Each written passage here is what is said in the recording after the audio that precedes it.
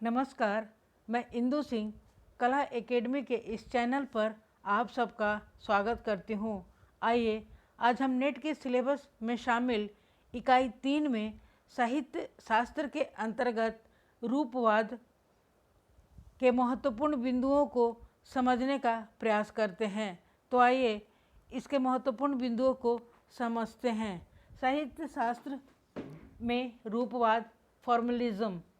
प्रथम विश्व युद्ध के समय रूस में रूपवाद का आरंभ हुआ, इसीलिए इसे रूसी रूपवाद भी कहा जाता है। रूपवाद के मुख्य दो केंद्र थे।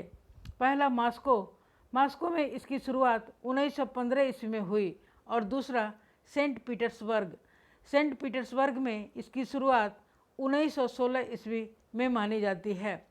सोवियत संघ के गठन के पश्चात रूपवादियों का केंद्र चेकोस्लोवाकिया की राजधानी प्राग बन गया था। वहाँ पर रूपवादियों ने मिलकर प्राग लिंग्विस्टिक सर्किल संगठन का गठन किया।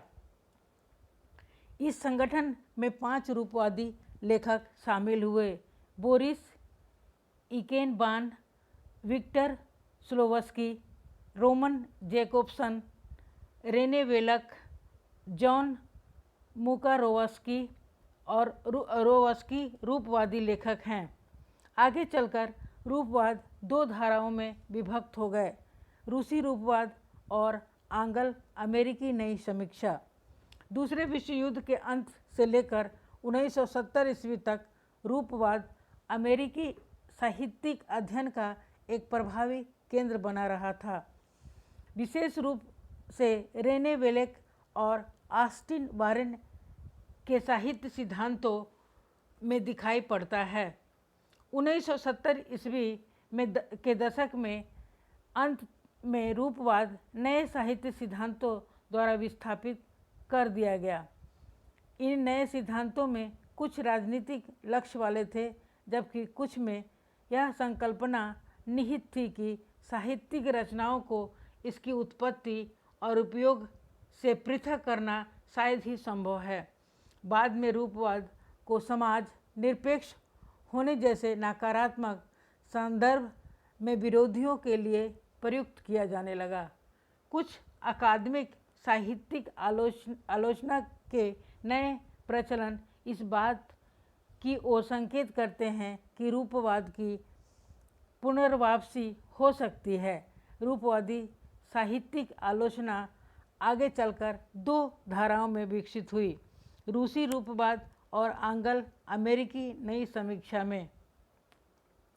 प्राथमिक रूप से 1916 ईस्वी में बोरिस इकेनबॉम, विक्टर स्लोवस्की, यूरी तान्यनोव द्वारा सेंट पीटर्सबर्ग और पेट्रोग्राद में स्थापित काव्य भाषा अध्ययन समुदाय के कार्यों को रूसी रूपवाद कहा गया।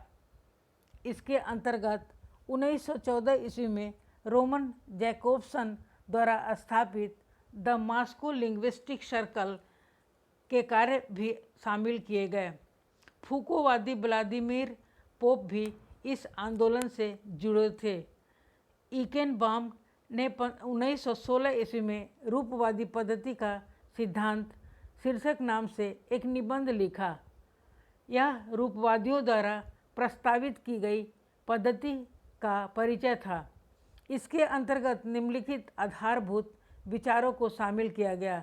इसका लक्ष्य था साहित्य का एक ऐसा विज्ञान जो स्वतंत्र और तथ्यपरक दोनों होगा, जिसे कभी कभी काव्यशास्त्र कहकर भी संबोधित किया जाता है। चूँकि साहित्य भाषा द्वारा निर्मित होता है, इसीलिए भाषा विज्ञान साहित्य के विज्ञान का आधारभूत तत्व होगा।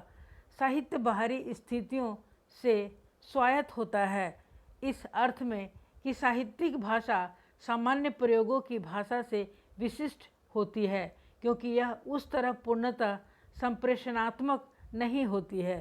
साहित्य का एक अपना इतिहास है।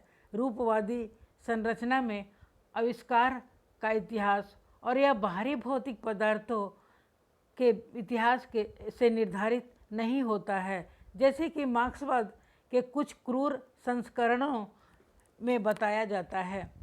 साहित्यिक कृति जो कहती है वो करती है, इससे अलग नहीं जा सकता। इसीलिए रूप और वस्तु एक दूसरे के भाग होते हैं। आइचनबाम के अनुसार स्लोवस्की इस समूह के सबसे अग्रणी आलोचक थे। उन्होंने इससे संबंधित दो संकल्पनाएं दी है, अपरिचितीकरण और दूसरा कथानक का विशिष्टीकरण। रूसी रूपवादियों ने साहित्यिक आलोचना में सांस्कृतिक मूल्यों, सामाजिक प्रभावों और लेखक के जीवन की भूमिका को अस्वीकार किया।